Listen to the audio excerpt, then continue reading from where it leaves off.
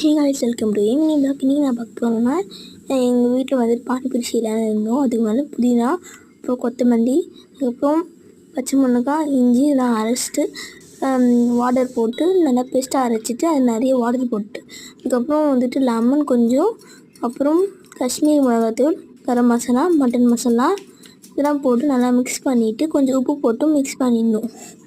இதெல்லாம் மிக்ஸ் பண்ணிவிட்டு இன்னொரு பக்கம் பார்த்தோன்னா நம்ம வந்துட்டு அந்த பொட்டேட்டோ வேக வச்சுருந்தோம்ல, அதை நல்லா வாஷ் பண்ணி ஒரு தட்டி எடுத்துட்டு அதுக்கப்புறம் அது தோல்லாம் வச்சுட்டு எடுத்துக்கலாம்.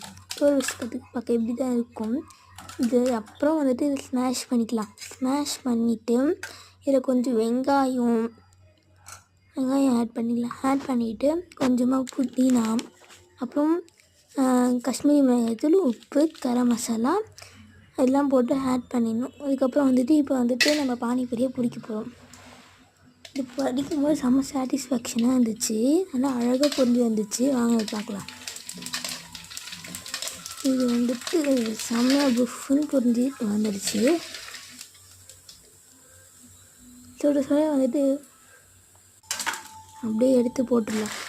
இது வந்துட்டு செம்ம டேஸ்ட்டாக இருந்துச்சு. சரிம்மா, நீங்களும் ட்ரை பண்ணுங்கள். வீடியோ பிடிச்சிருந்தது லைக் பண்ணுங்கள், ஷேர் பண்ணுங்கள், சப்ஸ்கிரைப் பண்ணுங்கள். By guys, you all.